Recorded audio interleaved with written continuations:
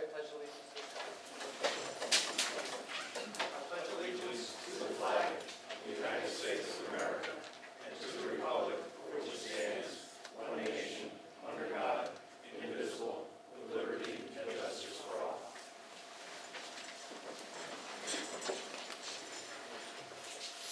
Are there any added agenda items? I'd like to add under number 10, new business, board and commission resignations and appointments, new appointments. Gil Hayes for constable, Darren Long for constable, Mike Soccer for constable, and Larry Mansfield for zoning board of appeals officer, as per the list submitted. Okay.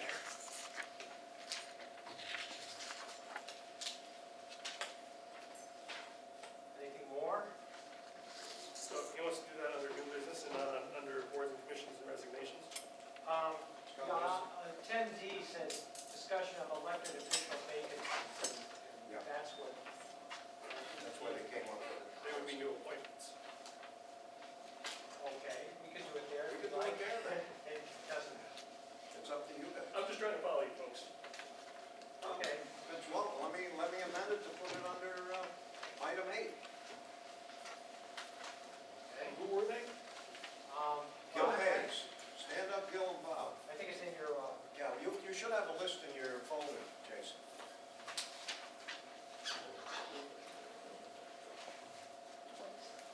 So were the respective town committees contacted? Probably not, but you know what, they've had since the these election. are the only applicants we had for those positions. And also, the town charter, it probably should change perhaps, it says that if we don't fill these by December 18th, there has to be another election to elect some officials, so it's kind of incumbent that we fill those positions. Well, But our next meeting is December 5th. if you want to postpone, we can do that. I just think, past practice has been that when there have been vacancies, it is courtesy to extend to both political parties an opportunity to say who you want us to put there. And Okay. especially if the opportunity doesn't sunset before the 15th, then I don't see why we wouldn't be offering the same courtesy to the Republican and Democratic parties. Okay, I'd like to second this motion. so we add it. Right, we've got people here that want to do the job. Okay, well, we'll vote on it at 8:06, is that okay? And we'll vote on it under, Well, you want to add it to 8, or to 8? Yeah. 18. Yeah. We need to vote on this motion. Maybe second. We have Add it to the agenda. We'll add it to the agenda. Okay, it's been moved and seconded that we add to the agenda on 8D, the appointment of boards and commission vacancies and of elected officials. Is all those in favor? Aye. No. Okay. The ayes have it.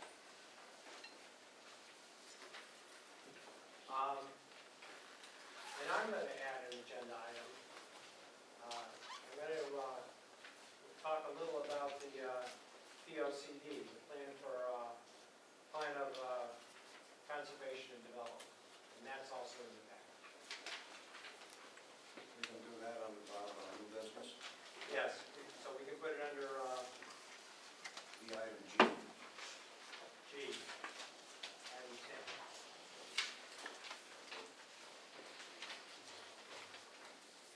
All right, any more agenda items? Yeah, I wanted to talk about charter revision. Okay. So that we'll put that under 10H.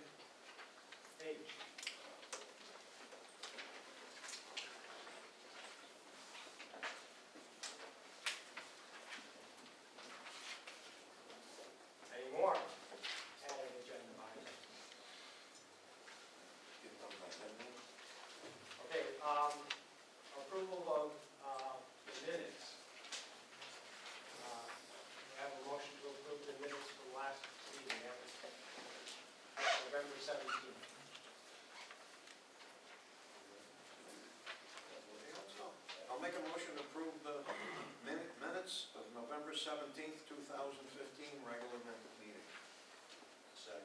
We need to adopt the agenda before we can vote. Okay, I have to, Jason reports me, I have to adopt the agenda. So all those in favor of adopting the agenda with the added agenda items, please say aye. Wait, we got a motion on the floor, Jason. It was improperly brought before the Okay, board. fine. I'll rescind the motion. Now you can make it. We should approve the agenda as modified. Is there a motion to approve the agenda as modified? Yeah, Go ahead, Jason. I'm voting no. okay. Okay. Is there a second? All right. Any discussion? I think that just in the interest of transparency, adding four items to an agenda, 3 items to an agenda that's a little excessive. I mean, we really need to be making sure that the public who has an interest in any of these topics has an opportunity to know we're going to be discussing that before we discuss that. So for that reason, I'm going to be opposing. If we were adding one thing because there was like a time sensitive, we need to do this tonight, I totally get that, and that's what the mechanism is for, but it seems as though there's a number of things of substance that are being included that the public wouldn't have had a chance to even see if they were to go on our website and check the agenda, and I think that's a disservice. So for that purpose, I'll be voting no. Okay. Comment on that. I don't think those two things that we brought up, I hope, item G and H, that we are going to make any decisions on. That's true, I think. And put them onto a future agenda after we discuss them. Absolutely. We do have a better crowd than usual here tonight. We just tell them we're serving refreshments or what. So all those in favor of accepting the agenda the way it is? Aye. Opposed? Aye. The ayes have it. Well, nay. I'm opposed. Okay. Aye, I'm opposed. Now, we'll move on to communications. No, we didn't approve the, did we approve the minutes? No. No. We didn't approve the minutes. Okay, is there a motion by Dick to approve the minutes? Is there a second? Second. Discussion? All those in favor? Aye. The ayes have it. We've accepted the minutes. Now communication. Is there any communication? I do have 2 pieces. One is from Dale Nelson, who couldn't be here. And she says, new appointments. I would recommend Denise Menard serve on the capital improvement planning. She will be a great asset. New business, transfer of property on reservoir to housing authority is the right thing to do. I urge we set up a town meeting to get this done. And the last one is I am out of town and will return on Tuesday, 12/8.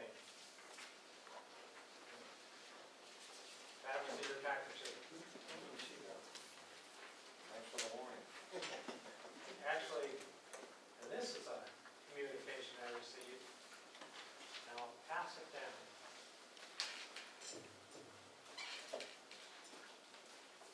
It's one each. Yeah, actually, there's extras. And interestingly, about this communication, the first indication I had that I did have this communication was the Associated Press called on me saying, could you make comments on the letter you received from the tribal council? And I said, I didn't receive a letter. But that was at about 3, and he called me up, and I looked at my emails, and sure enough, there was a letter there from the tribal council. And then I read about it in the paper, so probably you have read this in the paper too. And this is what the letter says. It says, on the letterhead, it says Mohegan Tribal Gaming Authority, and it says MMCT Venture LLC. And it says, Dear First Selectman Robert Maynard, we want to thank you for East Windsor's willingness to be part of the important decision that's happening right now in Connecticut about how how we save an important part of our economy. The Mashantucket Pequot Tribe Nation and the Mohegan Tribe play a critical role in our state's economy. The revenue from our gaming facilities that's directed to the 169 towns and cities in this state plays an important part in improving our quality of life here in Connecticut. Over the years, revenue from both our facilities has paid for countless improvements going to everything from open space to education. However, these jobs and revenues are now in jeopardy because of plans of a multinational corporation to siphon both from our state. The historic partnership between the Mashantucket Pequots and the Mohegans aims to make sure that this doesn't happen. Through this process, both tribes stressed that before any proposal can be implemented, it must be received on approval from town being considered.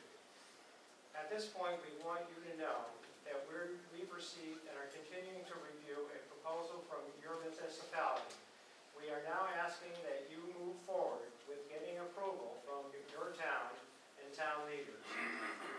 True to Connecticut's unique history, we know that town and city charters outline different parameters for securing approval of development projects of this magnitude. The recognition of the partnership we intend to have with any host community. We want you to know that should you choose to conduct a referendum on this project, MMCT will compensate the town for the expenses associated with that process. It is our goal to be part of a municipality that understands the benefits a facility like this will bring to its community. And we want to let everyone know that we intend to do our part from the very beginning. Again, thank you for your interest thus far. Mike Smith, the project manager for MMCT Venture, will be reaching out to you to answer any questions you have.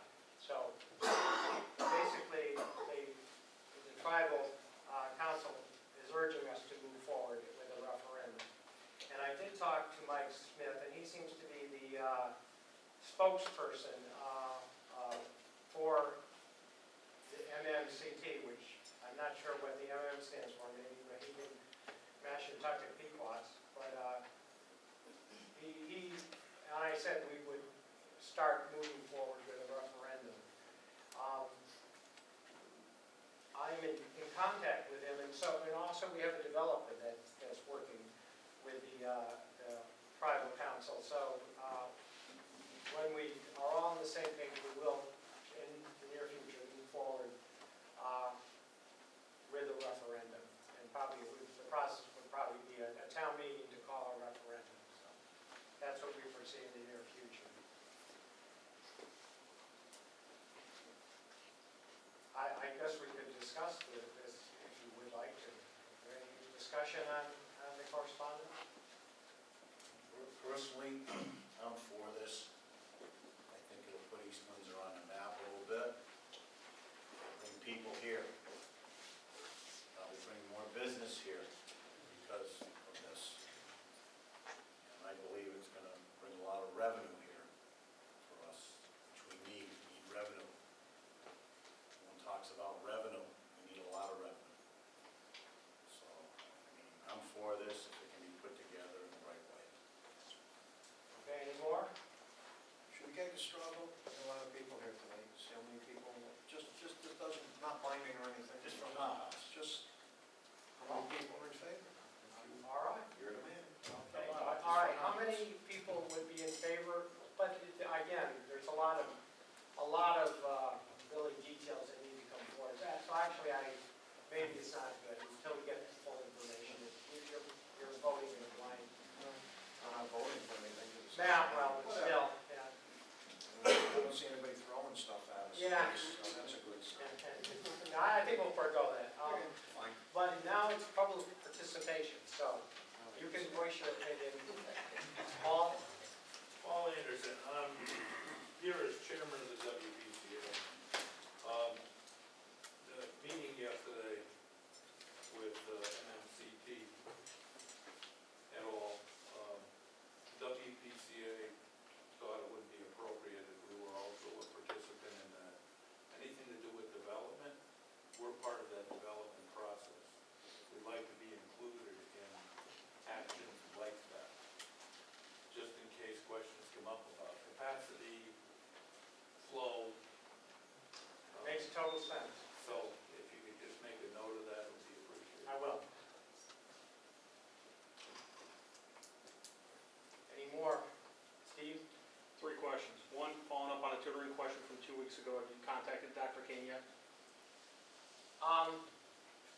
I answered questions last week, but I'm in public participation, we're not gonna answer. Sorry, questions. when will the first selectman put out a statement about that question?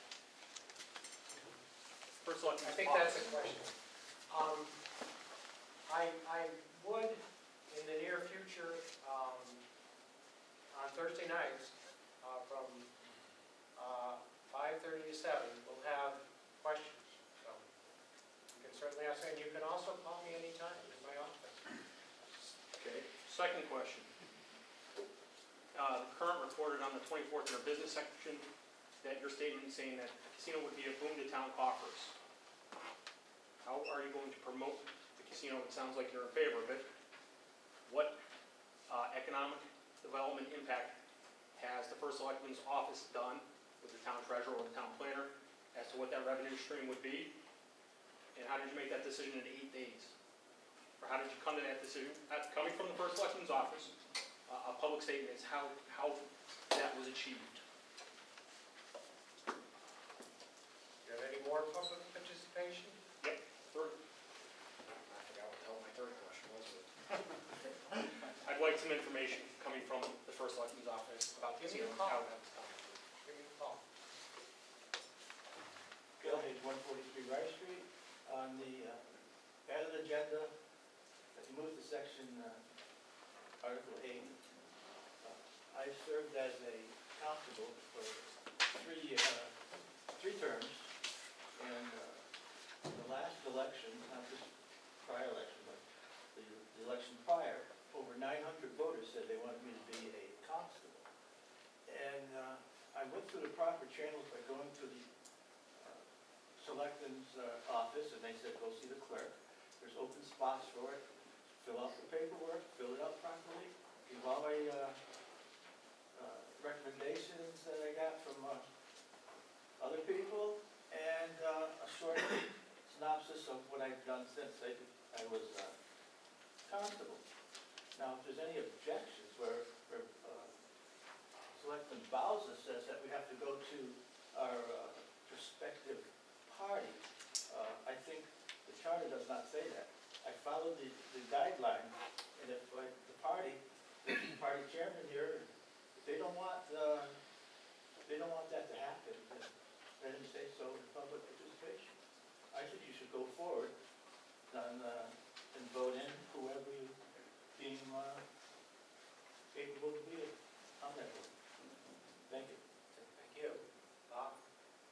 Speaking on behalf of the Republican Party here in town, Republican Town Chairman Bob Lee, 39 Church Street, I would like to reiterate Mr. Bowser's comments regarding appointments. We still have yet another meeting to go before anything is due to, anybody is due to be appointed anyway. I think it would be in the best interest of the town and both parties to have the opportunity to seek out candidates for appointments, particularly seeing as there's plenty of time to do so. And I have the Democratic town chairman sitting right next to me, and I'm kind of curious as to what his comments would be.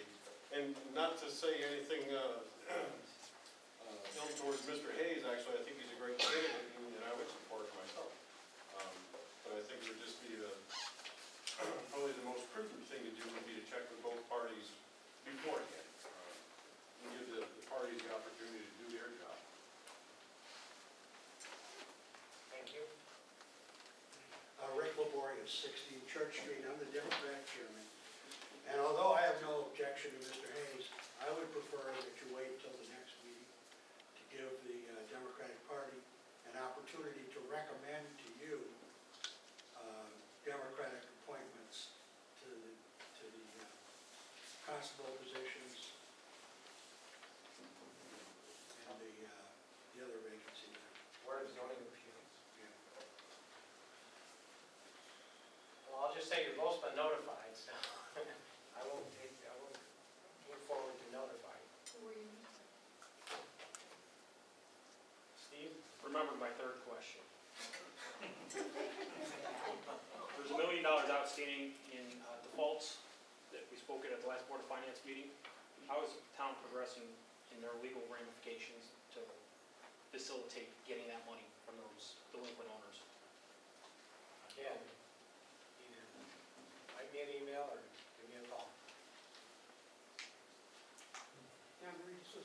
Mr. Redler. Two things. First thing, I'm in agreement with Mr. Smith that I was here 2 weeks ago, and I too was waiting for some type of response to be given on the questions that he asked. And again, the questions that he asked tonight, so I would hope that you would put the answers to those questions on your next agenda, so that we're aware of what's happening in the fatality. The second thing, on the casino, the article that I read indicated that they were looking for a response back from the towns. I believe the deadline was December 4th, so that they themselves could make some type of decision moving forward. And the date was the 15th. I just hope that we meet the deadline so that we don't lose out on a potential opportunity, whether I agree or disagree. But the previous Board of Selectmen voted for it to go to a referendum, and I'm not sure why that hasn't happened. And again, transparency is important to me. 2 weeks ago when I was here, we had a conversation after the meeting out in the hallway regarding when a public hearing was going to be set, as the previous board had agreed upon, for the 7 acres up at Carter Hill. Checking the newspaper every day, looking for that, checking the website every day. Didn't hear anything, didn't see anything until I looked up the agenda for tonight's meeting and found out that the 7 acres was on the agenda. I would have wished, since we had a private conversation, and you had indicated that you'd be meeting with the secretaries to set up that date, that some courtesy could have been extended to those of us that were interested in that 7 acres, because we've already signed a contract, it was already approved to go to town meeting, that we expedite that also, because there's deadlines and things that we need to accomplish in order to meet those, and we'll continue to find what happens with that town meeting. Thank you. Any more public participation? Yes. Denise Menard, 73 Miller Road. I just would like a bit of a clarification. 2 weeks ago, or the last Board of Selectmen's meeting, I think some of the board members said that they would have back and forth conversations, that they would answer questions at the meeting, and now you're saying that you're not. What is it? Are you or aren't you? Is it? I guess we're not. Which questions, or? No, we're not. I think I probably went down the wrong path. So the policy of the board will be to listen to questions and then reply at the following meeting? We can do that. We can try that. Thank you. Since my questions are on public record, I will follow up with an email. Okay. I'd like to put on the agenda to follow Yeah, up. and I believe the secretary's recording that, so we should have them in the minutes too. I would have done it last week, but. Yeah, Jim? Jim Barton, 158 South Water Street. Just a couple of things on the MMCT development. I also, reading the newspapers, seem to gather from that there's some urgency there. So, I would hope that we get all of the mechanism going for a referendum. And we're certainly going to need information for that. I wouldn't have wanted to see a show of hands tonight, because at the very least, we're going to need to know a location. Secondly, on these constables, that's an elected position. It would seem to me that the two parties have had plenty of opportunity to put up candidates, and should have, before the election. Thank you. Any further public participation? Yeah. Bob, John Burnham, 178 Scannick Road. I'm the chairman of the East Windsor Housing Authority. I too am here tonight, among other things, for the 7-acre transfer of the property. Very interested in it. It would have been great to get a little heads up that this was happening. I mean, quite a few of us are here, and want to make sure this is a smooth transition. Thank you. Okay. Any further public participation? Yes? My name is Betsy Laborious. I'm also here on behalf of the Housing Authority, and I too am very interested in the discussion that's going on, and really would have appreciated knowing that this was on the agenda in terms of discussion. So noted. Further discussion or participation?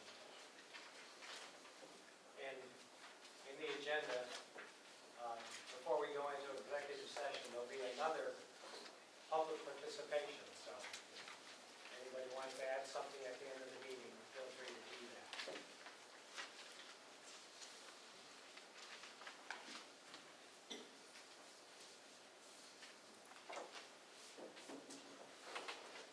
Okay, now, we'll move on to board and commission resignations and appointments.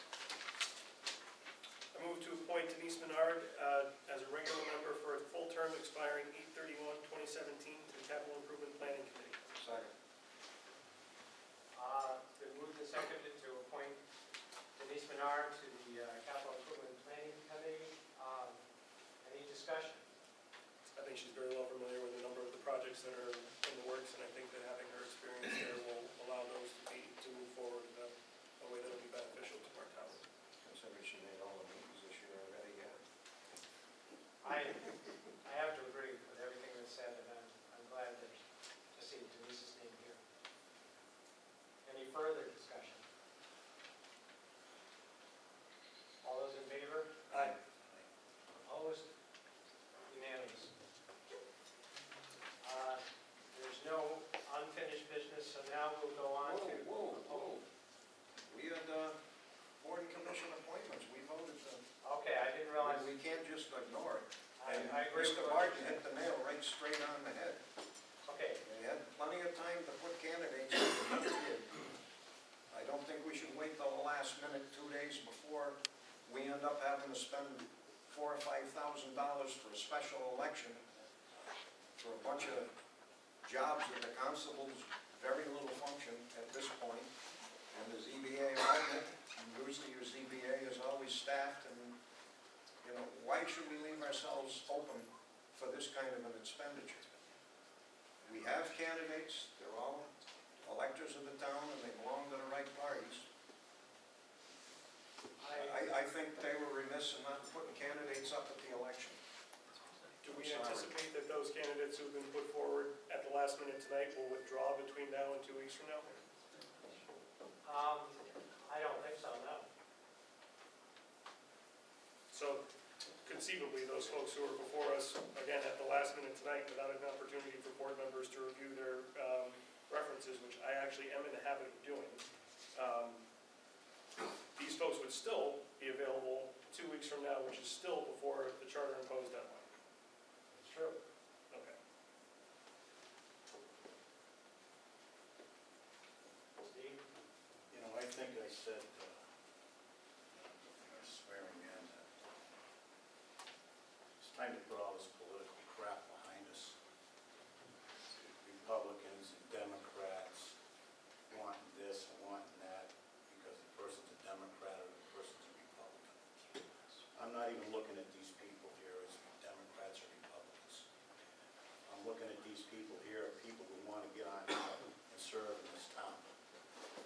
Okay, that's how I'm looking. I'm not even thinking about any political party when it comes to this stuff. And I'm not going to think about political parties on any of my decisions I make when I sit up here. Because I'm sick of the political junk. Right? So, as far as I'm concerned, I'm for going for these guys right here now. I make the motion that we accept this. There's a And second. why wait 2 weeks? Yeah, I'll second it. We should read the terms. These appointments will be expiring 11/17/2007. Okay, it's been moved and seconded that we appoint the following people to the following position. Gil Hayes, Democrat, to a constable expiring 11/17/2017. And Constable Darren Long, Republican, term expiring 11/17/2017. Constable Michael Swaka, Democrat, for a term expiring 11/17/2017. And Board of Zoning Appeals, Larry Mansfield, Democrat, alternate member, for a term expiring 11/7/2017. Any discussion? I move to postpone the motion on the table until our meeting on December 15th, when we have a full board present. December 15th, when we have a full board. Okay, it's been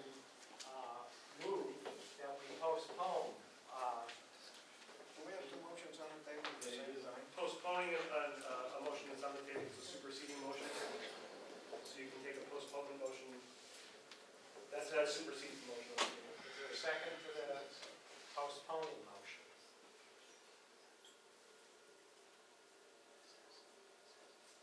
In lieu of no second, I guess we can't vote on that. So we'll go back to the first motion to appoint these four people that I mentioned. Any further discussion? All those in favor? Opposed? No. Okay. Bill Hayes and the others, congratulations, you've been appointed. Okay, now, we have no unfinished business, so we're going to move forward to new business. The first order of new business is Public Works roof repair. And we can have Public Works.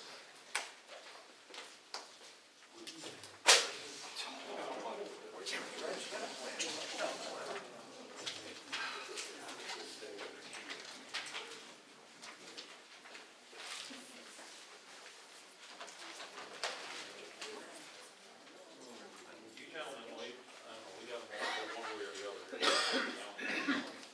Joe, you improved it. Improved what? You got the catch bucket hung on the wall now instead of on top of the cabinet. Right, but what happens on the weekends and I'm not there?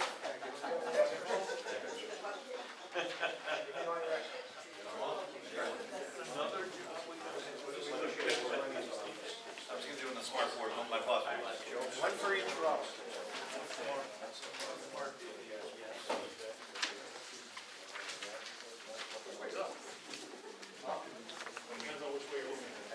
Those sections of the roof that are damaged. Oh, I got it. Yeah. Yeah, this is our.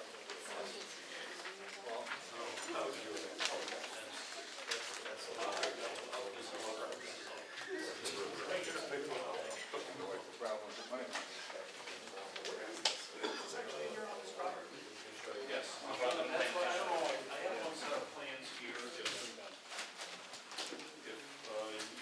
gentlemen. Why do we need to see the plans for repair? Yeah, I'm just gonna show you where the problem is. I mean, if you want to. Lenny, I think if you just tell us the problem, Joe, I think that'd be helpful. Okay, if you look at the very first picture that we had on the.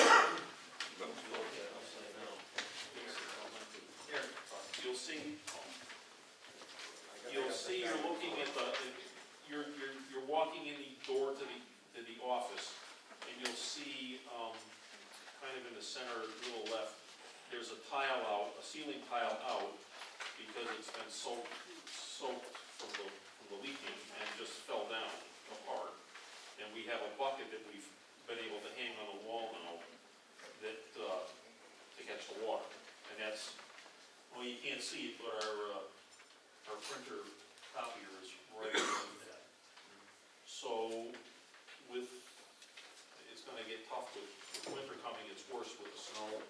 We've patched it a number of times, we've had Zen roofing out, and this is just the roof over the office section of the garage, that's why I brought the thing. It's just over the shorter part of the garage, out in front where the office is, the men's room leaking. So it's leaking terribly, and there's just a few little shots in here as to where there's some penetration, some things popping.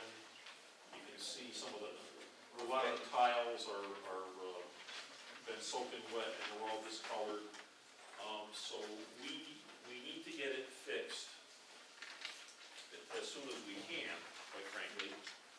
And this is going to be very similar to, we just were responsible for a roof project at the middle school, for a portion of the middle school. This is going to be about the same amount of square footage that was. They were both about 4,000 square feet. 4,200 there, about 4,000 here. What was the cost of the school? The school cost, our base cost without any sheeting was 48,000. And then we had some additional work with some sheething that had to be replaced.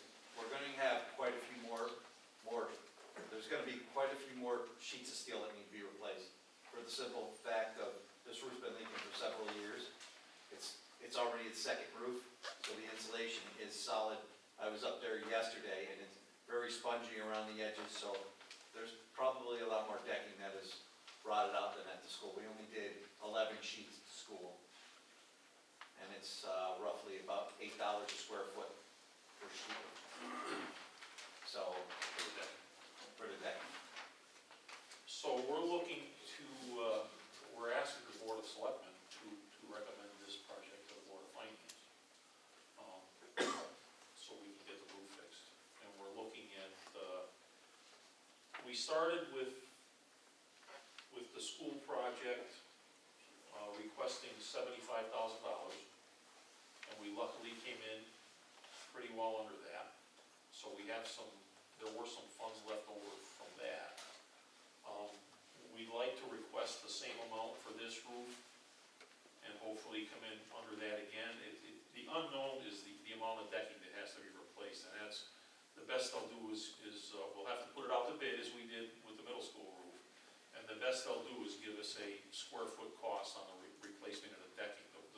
The roofing is pretty straightforward. You got 4,000 square feet, you got, whatever's involved with that, but, then depending on how many square feet of the decking that have to be replaced, it's a crapshoot. And we're there all the time. We'll be, here we'll really be there all the time. At the worst case, To replace it. at the very worst, it would cost us $75,000 if we had to replace every square foot of decking, which is not the fact, because as you get higher up, there's not going to be an issue with decking, but it's more the perimeter along the edge. Where's the money coming from? That's up to you and Well, that's why we discuss want you with to the Board of recommend Finance. it. It's not like us. Well, it's up to you to recommend it to the Board of Finance, and then the Board of Finance appropriate the funds. Is the treasurer feeling the warm and fuzzies about this project? Well, I think that if you approve it, there's definitely money in the fund balance that we do a supplemental. Balance of fund balance? We're at about 20% right now. And so they came in at about 2/3 of the estimated cost for the roof repair at the middle school. Is that money transferable? Yeah, the money converts back to fund balance. Okay, so it's not staying in the CNR account for other school projects? All right, So it was specific for that particular issue there was a problem, it needed to be fixed, the money was appropriated, and what was left over went back. I just wasn't sure if it was return to the fund balance or CNR something. So with that 23,000 or so difference, you're really looking for worst case scenario 50 out of the fund balance. No, the 23,000 went back into the fund balance. So you're We're looking asking for for 75,000. But we already prepared Right. to spend 23 Right. of that 75. I get where you're right. It'd be an additional 50 worst case over Yeah, what was. we still got What we 4 to planned. 75. There's certainly no budgeted money available Right. for it this year. So you get 3 bids, right? Oh, well, we're gonna put it, for this, because of the cost, we have to publicly bid this, so I hope I get 3 bids. We got, 11. yeah, we got 11 for the middle school roof. Okay. This is more than if it were a lesser amount, we could go out and get 3 prices. What was the price range on the middle school? I mean, how far apart were Pretty far. Pretty far. I'd be shocked. Believe it or not, I mean, I don't know, sometimes, and we went with a low bid, and they did the job. Who was the low bidder? Quality improvements out of Southington. So they could have built for I believe it was Southington. You always worry about the low bids. I mean, they weren't Yeah. crazy lower than anybody else, but they The next guy was real close. did. It was $7,000 apart. He was from Route 5 here in East Windsor. I was gonna ask about how far off he was. And then it went, from there, we had one at over 100,000. And then some of them come in with $25 a square foot for the sheeting. Yeah, Well, they didn't wanna make any money. yeah, with the big picture, the whole thing when you're there, but that's Well, we're gonna hold $12 a square foot, that's a little. We'll also have to go to the building commission. So we're here, Really, Well, the building commission will put we'll put it together. put it out and make the final approval once the money's in appropriate. we'll prepare the bid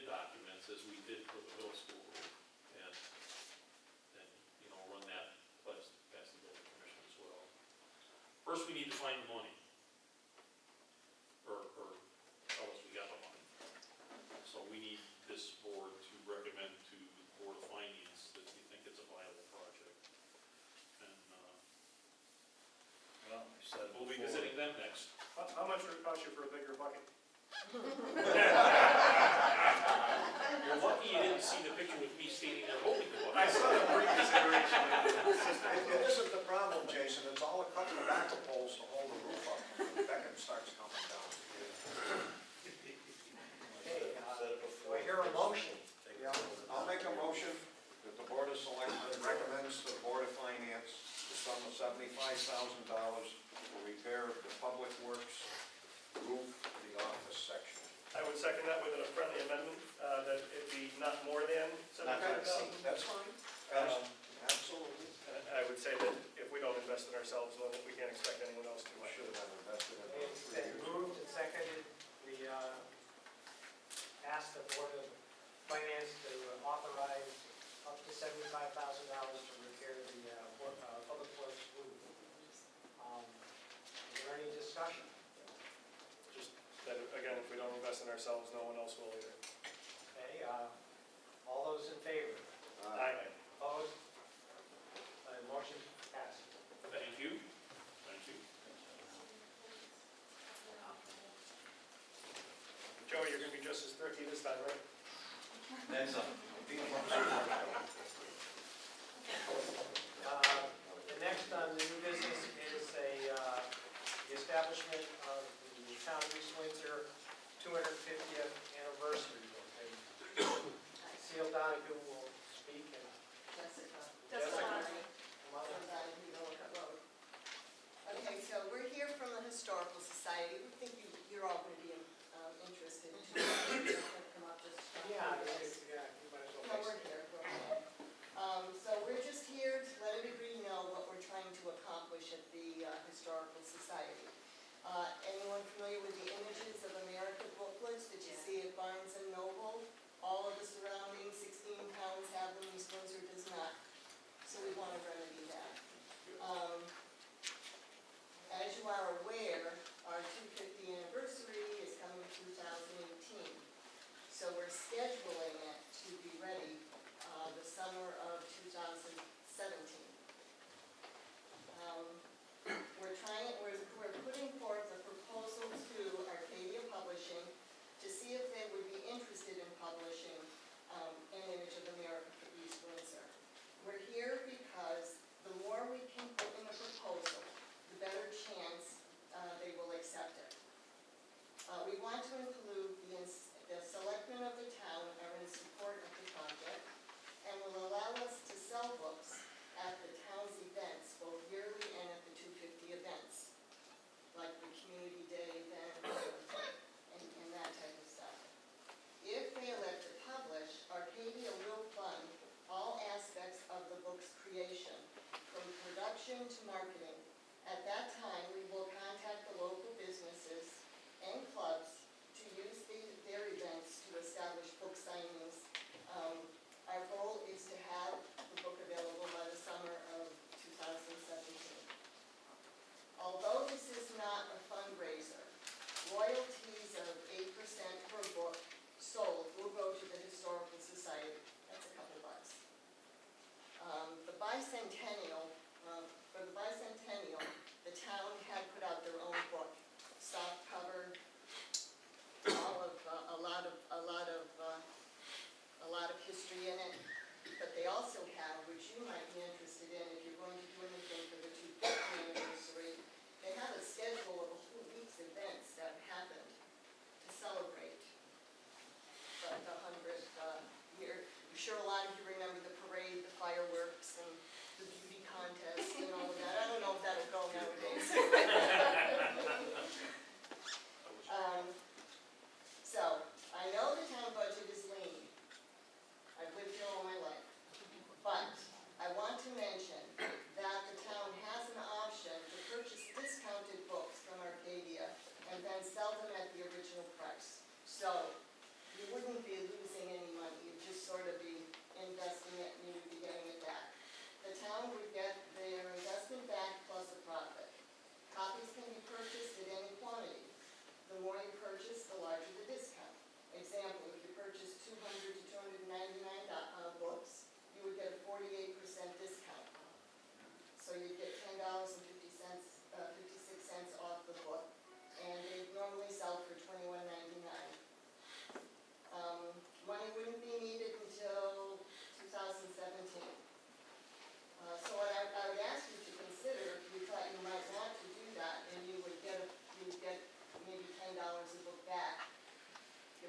200, you get 2,000. You could put the money towards some other bicentennial celebration, or you could elect to give it back to the Historical Society. So I guess we're asking if you would give us the support to help us sell these books after we get them. Because I'm just assuming they're going to say, yes, we want East Windsor. We need to do this, so. Okay, so my understanding is that you have Arcadia Publishing ready to publish these. Well, they're not ready. They sent us the proposal, we're filling it out. We will get it out in the mail, well, we'll get it out digital, no more mail anymore, next week. And Okay, then we'll wait, they have a meeting and they'll decide if they feel that, if they want to do East Windsor. I think a part of the proposal is showing what kind of local support that we have, and Mhm. we want to be able to put in there that the town is supportive of what we're trying to do. is there any deadline, any time? No, if you should decide, you can put it in the budget for next year, and then Well, I once meant you would get it for back. Arcadia, do we have to make schedule a commitment to buy so many books by a particular date? No, you could just say, yes, we're interested in in buying, but we don't know the number. Okay, And you wouldn't be held to it, because they're gonna sell the books regardless, they'll just keep more of the money. is there any questions? I would just say, I've spoken to Seal before, and actually Jess many times before, but this is, getting geared up to celebrate the 250th anniversary of the town is an awesome thing, and I really appreciate you guys coming forward with an idea that I've noticed has been lacking in East Windsor for 10 years or more. Anytime you go into Barnes & Noble or even a grocery store, you see these really cool histories of Somersville. Not Summers, Somersville. So, I mean, that shows that, there is an interest in hyper-local history, and I think this is a really cool opportunity, and we're coming up on a milestone to really kind of market that in a way that can show the great things that have happened here. Going far enough back, we were part of Windsor, and as Seal and I were discussing, Oliver Ellsworth was a Supreme Court Justice and a United States Senator, and there's a road in East Windsor named after him, although he lived in what is actually Windsor. We have a history, and it's important that people know where they come from so they can kind of get a sense of where we're coming. So, I think this is a wonderful idea. I'm a little concerned about what the financial commitment would be, but I'm also prepared to cross that bridge when we come to it. Yeah. And you can cross it then, and it's not mandatory. Like I said, they're going to do it regardless, So is there, and maybe this isn't a question so much for you, but for this side of the table, is there a requirement that a project like this go through the RFP process? No, I don't. I think they have, I don't know if it's a requirement, but I think they have a publisher, and it sounds like a good thing to me. It sounds like it's no cost to us, basically. So I wouldn't request an RFP. We're not financing it, I don't think, the only thing we would do is heartily condone what they're doing, maybe by a resolution. And we may end up wanting to put a book out similar to the one they did for the 200th. Is that what we're Well, talking about? Something that's similar? what In addition to this. that's basically what that's going to do, I think. Would it have the history of the town the way the 200th did, though? Oh, It yes, probably would. we'll start with the Indians. Mike Salvatore is working on, It's the one for Ellington, I mean, it's a beautiful picture book, but that's all it is a picture book. this one, they are primarily. That's all it is. They are primarily, but what we like That's a to picture do book, is, yeah. our outline is showing that we would have 1,000 words on the history of East Windsor. Then we would do it by village, Scantic. So have a little couple paragraphs about how Scantic started.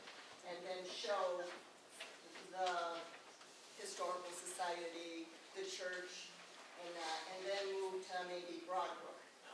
Do a little, how did Broadbrook Mill start? And then do Broadbrook Mill in that church, that post office, so that we just don't say, here's East Windsor, here's our post offices, boom, boom, boom.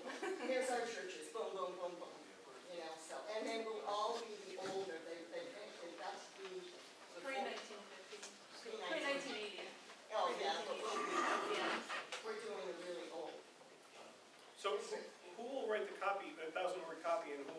sign off on it. Well, Michael Salvatore is writing. Okay, so, He's a historian.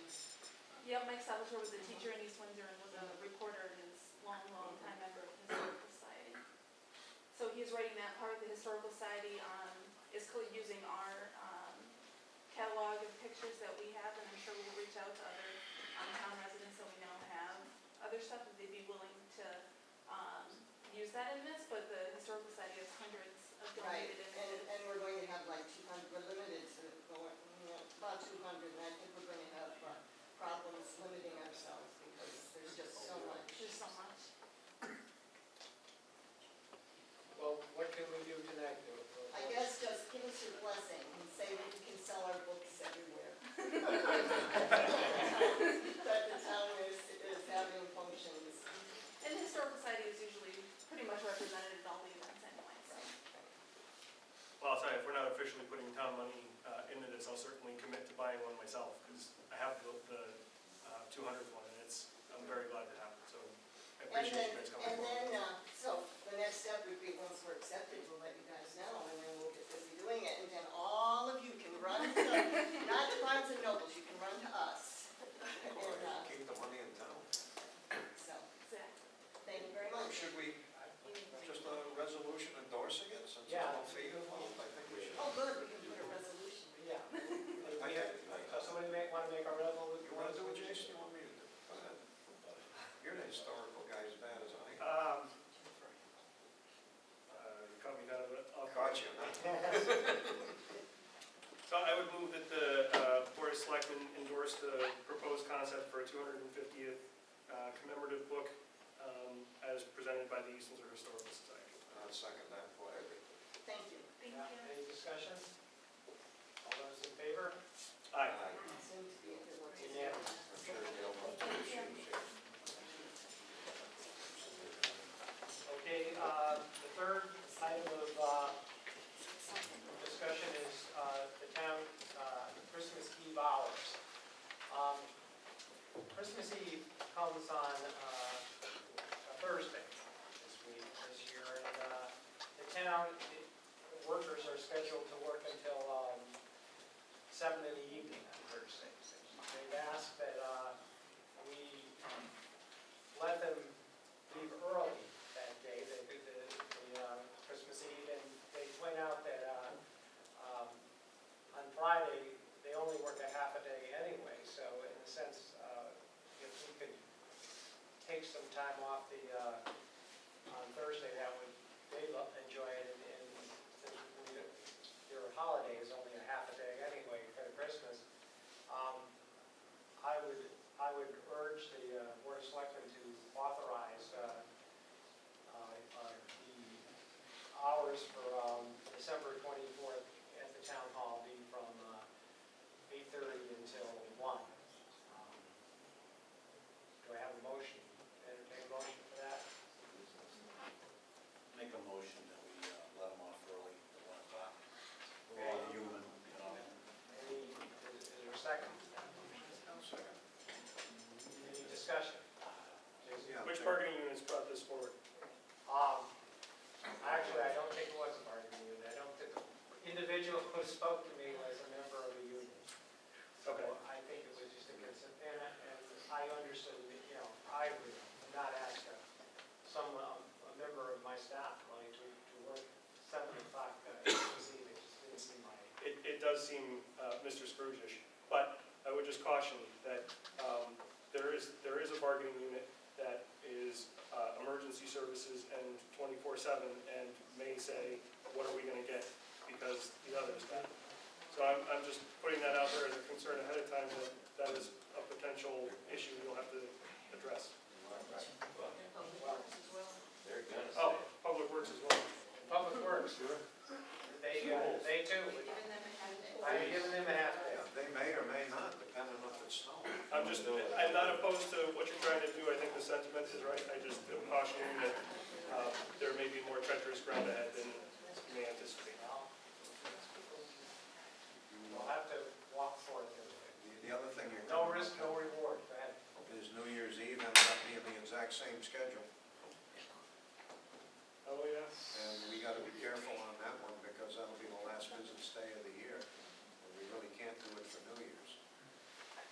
some of the offices have to be covered for normal hours. Well, Town clerk definitely, and the tax collector, unfortunately. If somebody wants to come in at the last minute. but you make a good point, so I think at New Year's Eve, we'll have to be more targeted in the one who left early. Statutorily, I don't think we can. I mean, you're welcome to take a personal day. As long as the office is covered. Especially, Well, Jason is correct. Stepping in a quicksand. Yeah, I'm not opposed to the sentiment, I just think that, you know, I hear what I'm you're giving saying. you time to start thinking about what your rebuttal will be. Okay. Yeah. I'm willing to vote on it. So, all those in favor of letting the staff workers work until 1 o'clock instead of 7 o'clock on Christmas Eve, say aye. Aye. Opposed? Okay. The motion carries. All right, we've done D, 10D, elected official vacancies.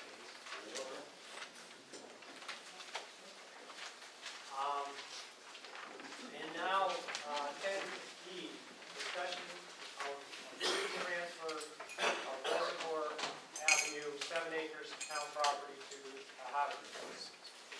And I put that on the agenda, and I apologize to the people who came out. I should have notified you, and you're here, so I guess you knew about it. You certainly could call me too, if it would, to save you a trip, because you would learn on a phone call what I'm going to say now. And it's just that I have no problem with making this transfer. And, I don't know how long we waited to come to this point, but I think it's been a number of years. And I partially read it, and I really didn't have enough time to get a legal opinion, but I was reading the transfer of this, and in the transfer it says declaration of restricted covenants. And it goes, under definitions, it says the restricted covenants would be disabled housing, and I think that's great, and elderly housing, and I think that's great. It also says veteran housing, and that's okay. But then the one I question, and I just haven't talked to you, and I haven't got any legal opinion on it, so before I go ahead and give away this land, I would want to know about one definition here of the restricted covenants, and that says low and moderate income housing. And I wouldn't want low and moderate income housing being built in that 7 acres. I have no problem with the type of housing that's available in Park Hill now. That's not a problem, but That is low and moderate. well, it also seems to be restricted to people who are receiving Social Security, I believe. And that would be fine with me. Can I clarify for the record, the town attorney is the one that drafted that, so you don't need a legal opinion. He's the one that actually drafted that, and he did it identical to the property description and restrictions that are on the Park Hill parcel now. So those restrictions that are on this are exactly what they are for the present Park Hill property. I hear what you're saying, and I don't think I want to see low and moderate income housing there. I don't mind. What do you have against low and That's moderate? what's there.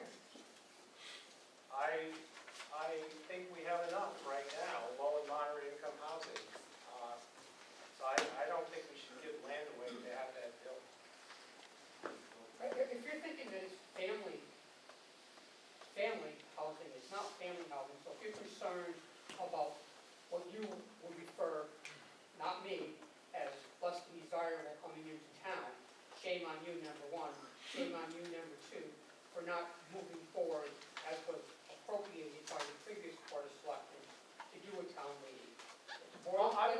town meeting, I just want this thing clarified. And also, I think, I don't think I should discuss it with you. All I'm saying is I want this one thing clarified, and that's why I'm gonna delay the, transferring this until I get that low and moderate income housing clarified or removed. We can clarify. Well, I'd like you to do it not at the town meeting. Call me at my office, come into my office, sit down with me. We're gonna do it during. You allow the historical society to step forward, us as a group to be able to step forward with this arrest. To answer your question, give us your concerns. Tell us exactly what your interpretation of low and moderate income is. Well, I think the housing in Mill Pond Village is not helping this town a lot. It's costing us a lot in leasing, it's costing us a lot in educational expenses. I wouldn't want to see a similar thing in Park Hill. I think, I realize that's housing that we have, and those are citizens I'm going to take care of just as much as anybody else, but I'm not going to have, won't put more burdens on the taxpayers of East Windsor. I could have sworn you said there was no give and take during the course of this meeting. I'm going to stick with that. I was questioning everybody. Let him publish the answer at the next meeting as an agenda. I'm gonna, we're on the agenda. That's public We participation. should have been notified and given the courtesy and respect to step forward and meet with the board of selectmen as due diligence. Same as he's saying to us, we should have been afforded the same All right. phone call from him. Okay, Jason has helped me and said that this is an agenda item, and you are the housing authority. So if you want to come up to the table and discuss it, let's do that. Thank you, Jason, for your due diligence.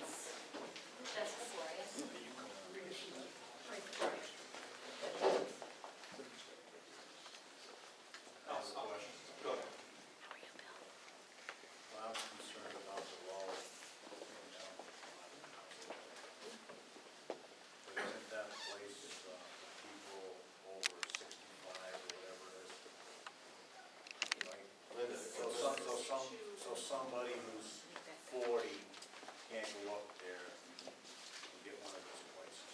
It has to be somebody over 65. In terms of what the requirements are now for Park Hill, 62 and over and under 62 disabled. And presently, they do need to meet these income limits. So people that are living on Park Hill now are considered low and moderate income people. Okay, so then So I don't think we would end up with a development like Depot Street.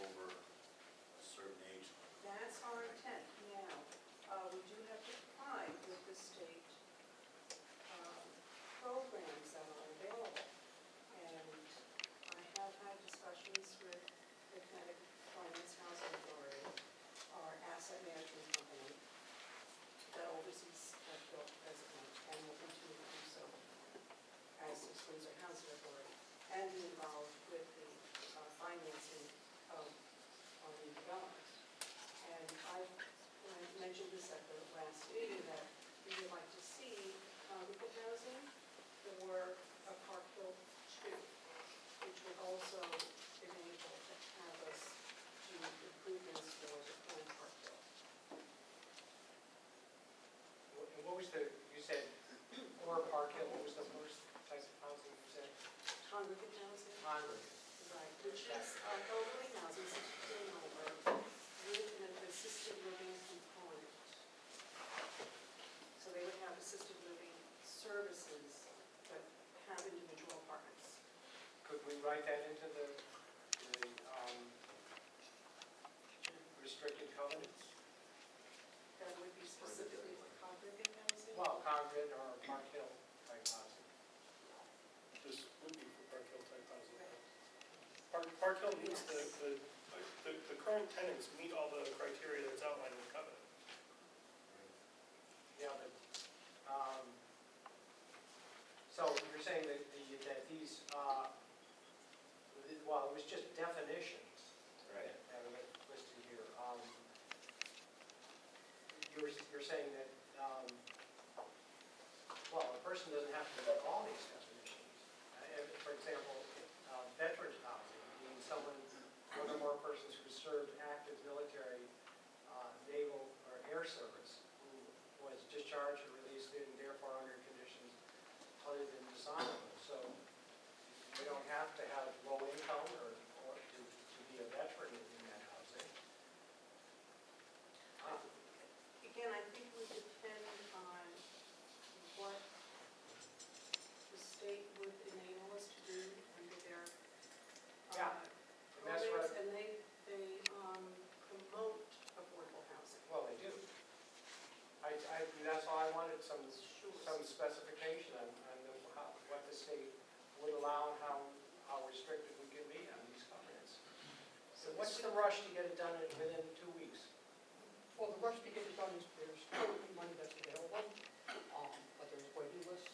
And we thought that if we could get this passed, we could get to the top of that list so that we could move forward. If we meet the deadlines for this, and I'm speaking for me as a commission member, my concern is with the recent financial being of the state of Connecticut, that even though these money's in earmarked, that if there's any cuts before the money's approved, we're gonna have to wait years.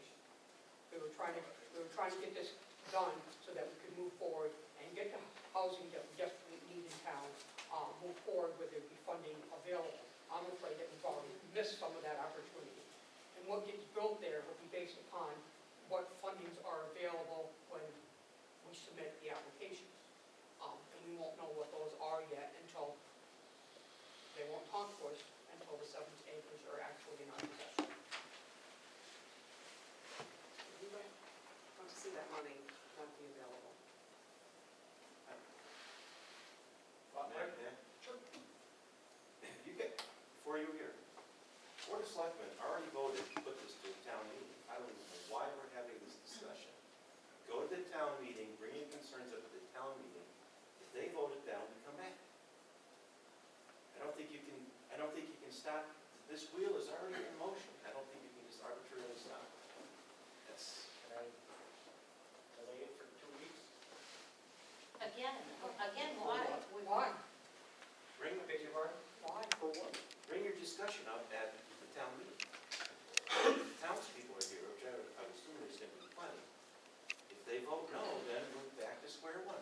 But originally, that property was bought by the town of East Windsor, given to the housing authority. I mean, it specifically states on the documents. I mean, we didn't come up with this, we didn't. Yes, do you know what I'm saying, John? I don't I don't understand. understand. I don't understand. Perhaps you could explain it to me. What I'm saying is, when I read this, and I'm not a lawyer, so I wanted a lawyer to read it, But a lawyer Lawyer has wrote written. that, the town attorney wrote that. but I want the lawyer to answer my question. I don't Well, did you think call him? Not yet, no. I think you need to bring your concerns, talk to your attorney, that's good. Get all the stuff, background information you need, but bring it up at the town meeting, the discussion part before the vote. Because these guys have already said, let's do this. And then he can be voted down. And then we can go back.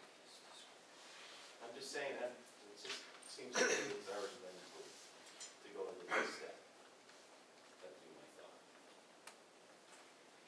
But we will clarify that stuff with you. Linda's really good. She's taken a lot of training, and so has Marissa, about those terminologies and other things.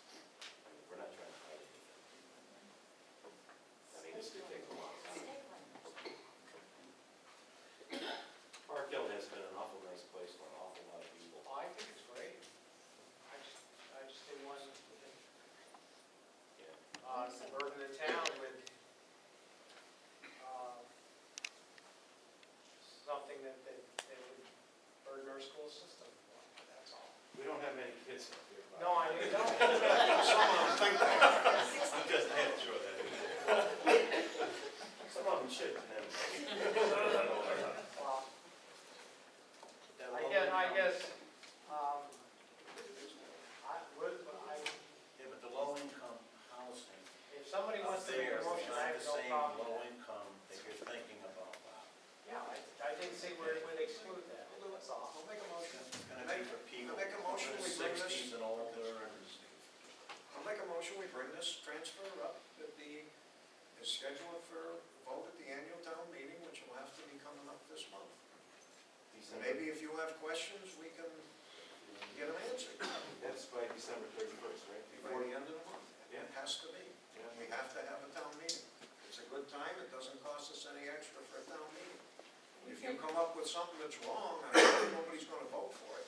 And we can't do anything else there without town approval anyways. It's gotta be town approval, planning and zoning, it's gotta be town approval, So you would have, wetlands and everything else, so, you know. Well, I don't know if there's any, but it's gotta mean everybody's approval. Yep, you're right. Oh, there's a lot of hoops there. You know what, this property was purchased back in Okay, the, so is there a second? Second. Okay, is there discussion? I have discussion. So by delaying, this was approved by the previous Board of Selectmen on November 16th after a very brief 40-year wait. So Marie's point, I think, is well-founded, that there is a considerable risk that there's not going to be any more state money for anybody for a little while. By waiting until whenever the annual town meeting is, which I don't even think, is a date set yet? Do we have a date for that? No. Okay. So, assuming that it's on the last day of the month, which is not likely, but it's 30 days from now, what does that do for your opportunities to capture some of that grant money before it does disappear?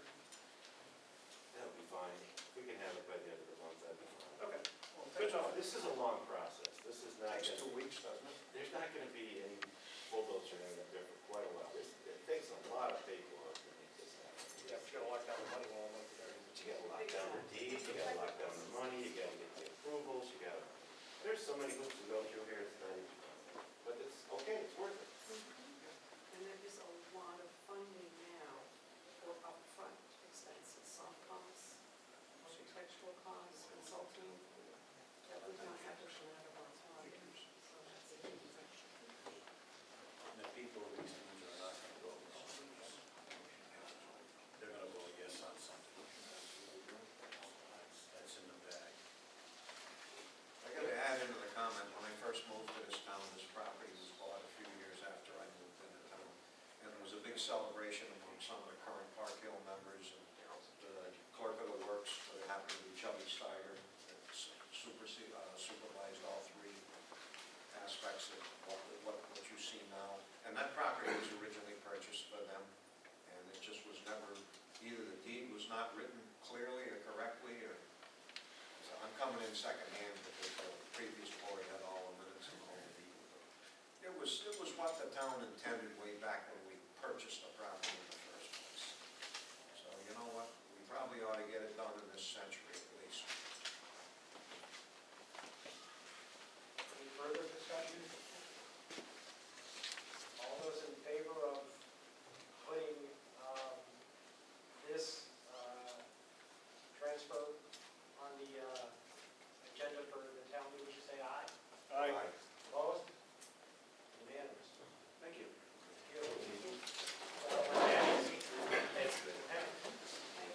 Thank you, guys. Yeah.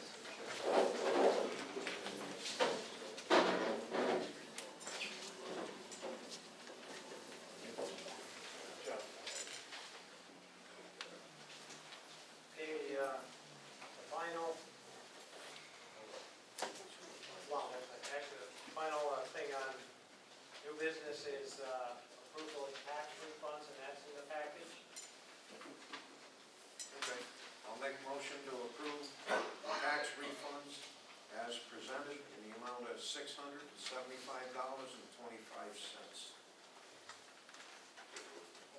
Second. All those in favor? Aye. Opposed? Tax refunds passed. I was in error, that we added 2 more agenda items. That's okay, they come after that. Yeah, So you're still right. okay. In the next agenda item I added was the plan of conservation and development, and that's in your package.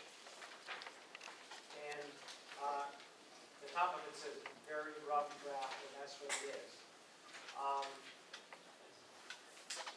This is due to the state in June, but it really has to be presented in May. So we really have to get this done in 4 months. And so this very rough draft was available, so I thought I'd just pass it out and ask you to look through it, or give you the opportunity to look through it. And if there's anything in it you want to question or bring up or change, let me know, or we can talk about it next week, or give me a call. It's just information for you. Process question. Once this very rough draft becomes a nearly final draft, will that be approved by the Planning and Zoning Commission, or will that be approved by the Board of Selectmen, or will that be approved by both? Does this go to town meeting? I don't know how this works. Yeah, and what I would say is, I'll bring in Lori Whitman in the next meeting, and we can discuss it in detail. I just wanted to make this available to you. Okay. Okay, and the final new business, I believe, is charter revision. And Steve, you brought that up? Yeah, I just wanted to say that I think this is something that we need to get on right away. People who want to be on it have to fill out the applications like the board and commissions do, get their name in the pool. We should get going on it. There's a lot of things we need to change in this town. There's a lot of things. That charters our government, but it holds us against the wall. There's things that we would like to do to fix things, but we can't because of the charter. And, I think that as fast as we can get this thing going, the better. That's going to be one of the first steps, I think, in changing this town and its government, so that it'll run a little bit smoother. That's basically what I want to talk about. Okay, any further comments on a charter revision committee?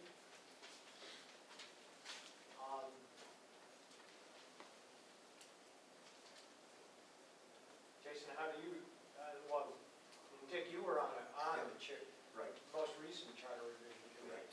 How would we Well, start to make one? The selectmen, first we need to discuss it and get our goals and priorities.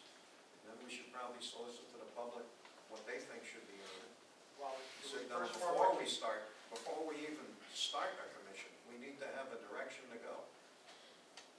And we certainly need to put a line in the budget for some secretarial work, because that was the biggest problem with the last one. It really created a real problem by not having stenography done professionally and not being compatible with the town's computer program at the time. It caused just grief beyond belief. And we really don't want to go down that road again. Okay. All right, well, maybe look into a charter commission and you can bring it up at the next Board of Selectmen meeting. We'll be under all business for a few months, I'm sure. Get it together. Okay? Any further discussion?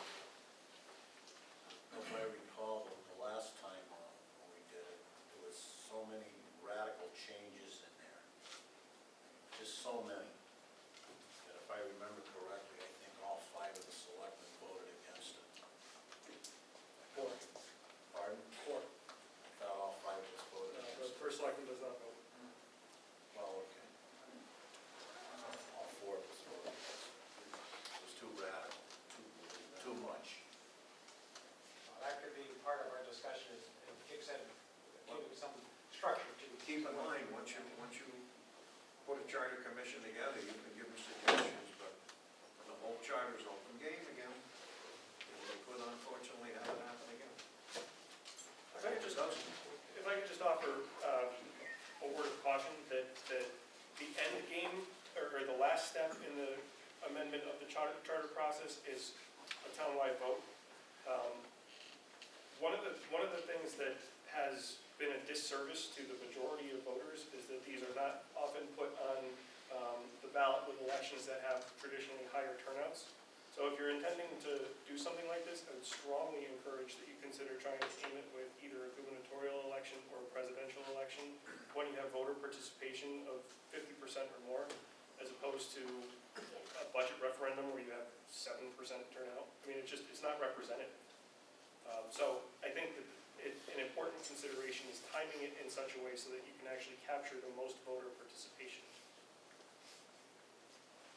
Okay, I think, again, we'll have further discussions on this, but that's a good point. Okay, if there's no more discussion, we'll move on to selectmen reports. And going in alphabetical order, except for the first selectman who's out of alphabetical order. I have nothing to report. Jason?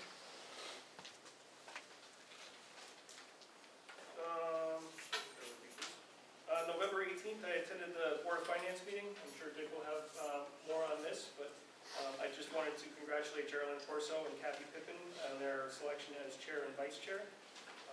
They discussed a number of matters, including outstanding delinquent tax collections and major legal expenses that have been incurred by the town since the start of the fiscal year.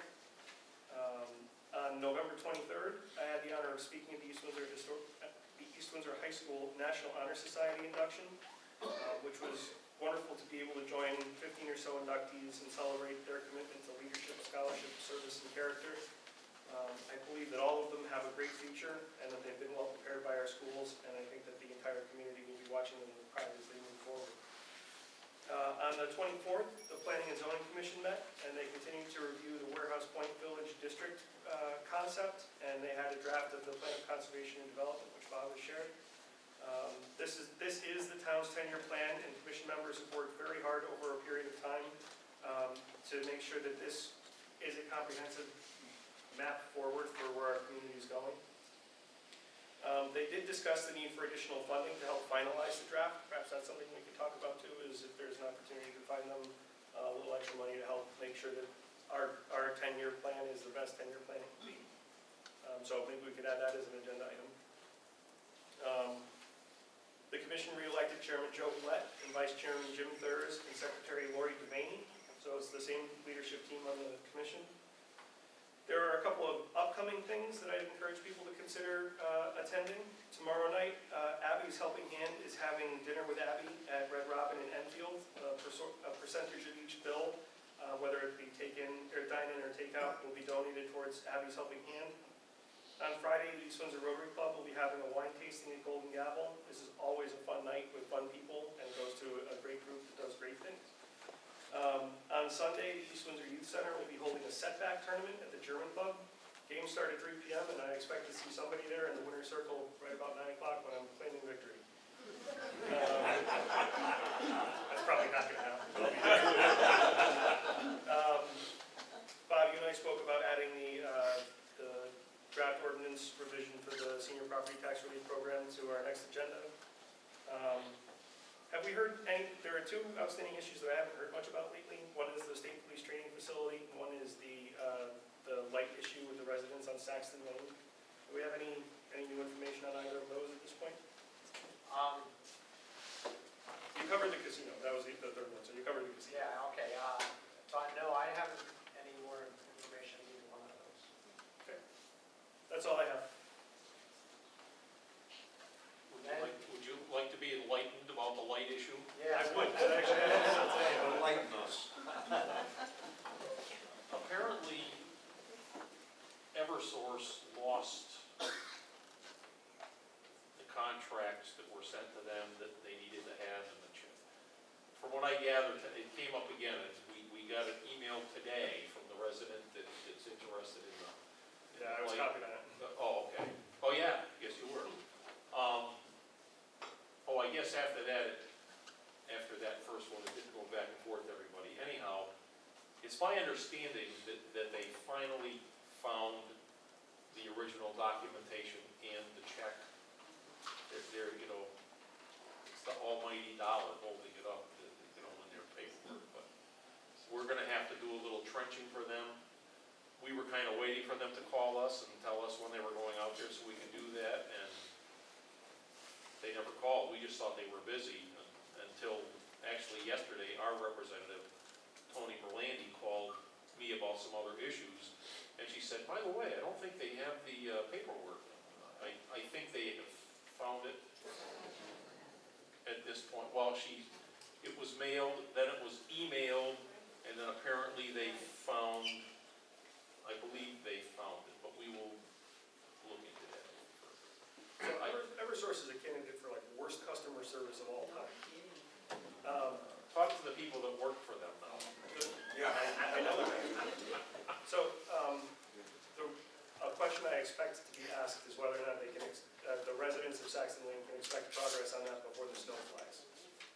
They started asking this a while ago. I would hope so. I mean, it was our understanding that as soon as they got I guess it's a contract and the check, they wanted their money, they were going to schedule that. We were expecting to go out there in the next couple of weeks, a month ago. And, you know, we were busy doing other things. We just assumed when they needed us, they called us, and they never called us, and we didn't pay attention. So can I accurately relay to the constituent that things are moving forward? Yes. And I'm gonna give him your home phone number. I prefer you gave me the office number. Fair enough. I don't have a problem talking to anyone. At home at 7 o'clock at night, I prefer not to. But, Thanks for the update. yes. Hey, Steve? I have nothing to read.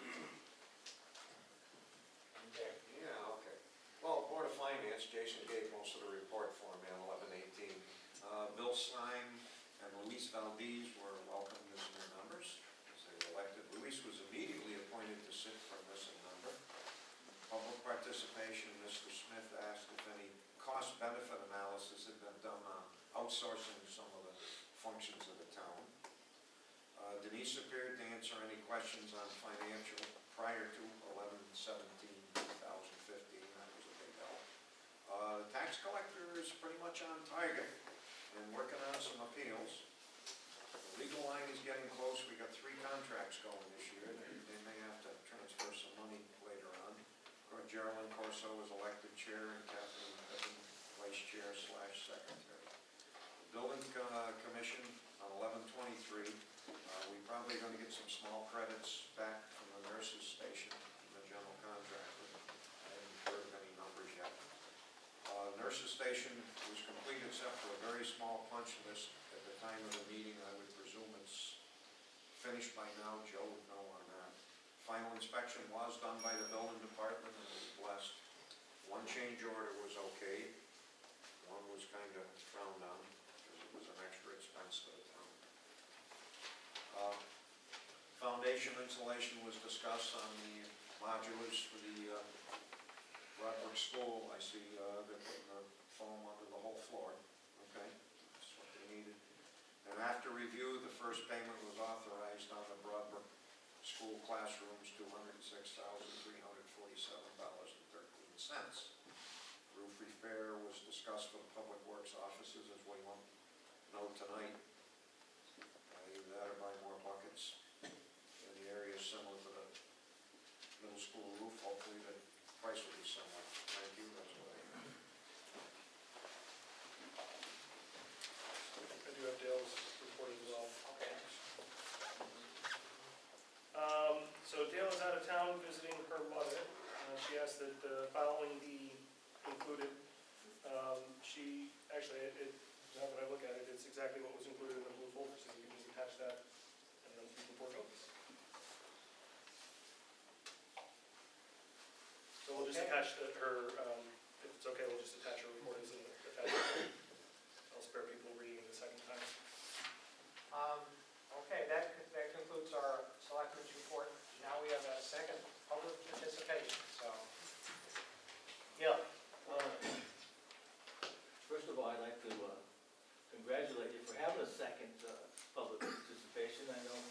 served as liaison to the Board of Ed.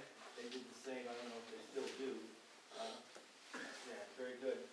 And there was a matter that Mr. Smith brought up about give and take, and also former first select woman Denise Menard mentioned that, are you going to have answers to public participation or not? Now, I sat right up here, probably behind that sign, deputy first selectman, right where Mr. Dixon is sitting. I sat in the corner, where Steve sat.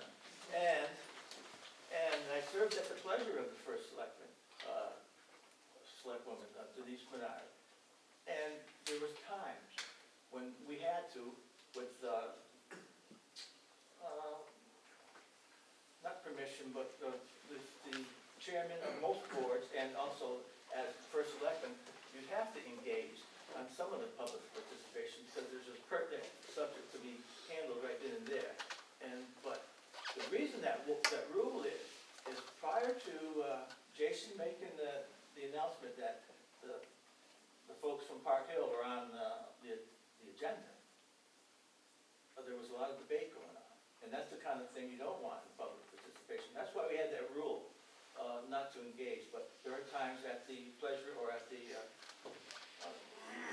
bidding of the chairman, or in your case, first selectman, and in Denise's case, first selectwoman, you have to engage, and that helped to set the tone for more transparency for something that is important to engage with. I'd just like to give you a heads up on that. Well, and I'm going to respond to that. Thank you. And I appreciate your patience, and I hear what you're saying, and I think we'll do that. And also, I will respond, to the questions that the secretary's recorded, and so we'll do that. But you're right, and be more sensitive to that. Thank you. Paul? Paul Anderson, 89 Main Street, Robert. Just a further comment on the public participation. The general concept is if an item's on the agenda is not appropriate to bring it up in public participation, it will be dealt with at the time that agenda item comes up, which means that we don't discuss things twice, because you don't really have the time. Okay. Any further?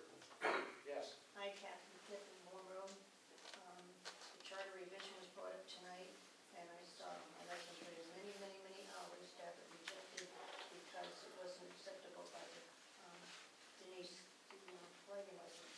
I would think if the distinguished Mr. Dearborn likes this so much, we should have him as chairperson. Thank you.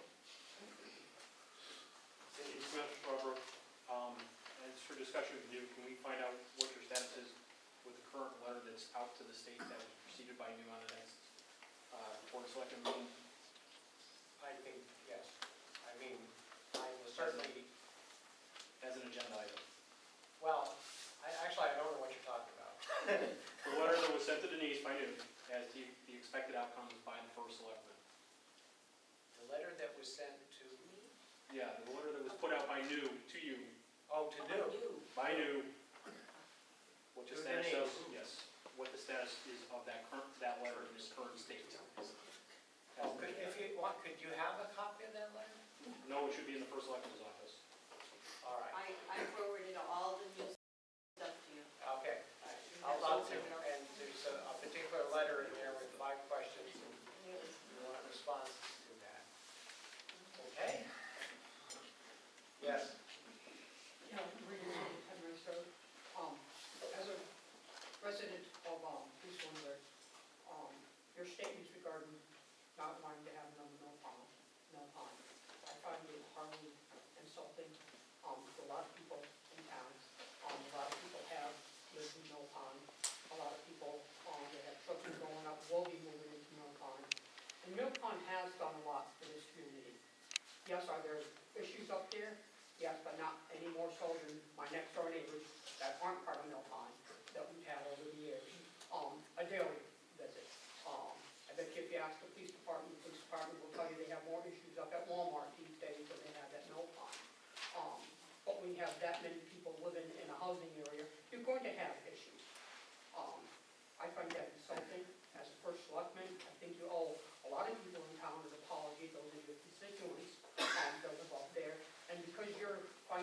not able to live in a home, or you choose not to live in a home, and you choose to live in an apartment complex, doesn't mean you're any less than a human being, regardless of your background, religious background, ethnic background, and you shall be treated as one.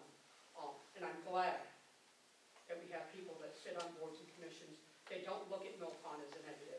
Mill Pond, with the agreement that we made years ago in regards to the Park Hill Housing Authority, has helped Park Hill to stay afloat. Because without their dollars that we get from them on a regular basis, Park Hill, I'm not sure would even been standing today. I'm not saying it wouldn't be, but when most of us on the board took over, we had a lot of work to do to get to where we are today, and I'll leave it at that. So don't look at it as a negative. Look at the people, look at it as a positive. We have plenty of room in our school system. And whether there's people in the school system that we like or don't like, we're still going to have people being bussed in because those are agreements and those are state regulations that I don't have a problem with. And if you have a problem with it, maybe as first selectman, you might want to keep those opinions to yourself and vote accordingly at the vote. Thank you. Mr. Yell, I'd just like to reiterate on what Marie said. 40 years ago, I packed up 3 kids, a wife, and moved out of my in-laws' basement to Mill Pond. Stayed there 10 years, brought a nice home up on Rice Street, pretty well kept. 3 children through college, 2 worked for the state in the management department for Department of Children and Families. And my oldest daughter graduated from Cornell Law School, and she's on Mill Pond. And she's a executive counsel for the World Trade Name for United Technologies. And that came out of Mill Pond. It's just hard work. Sure, some of the neighbors might have been bad, but I wasn't, we weren't. So Mill Pond is got, they've had some bad stuff going on there, but it's pretty well isolated. You have to look at it. And I agree, and it's the second time that Marie spoke up about it, and I reiterate it once again. So, here I am, Mill Pond, deputy first selectman one time, police commission, there's a list, and now, a constable.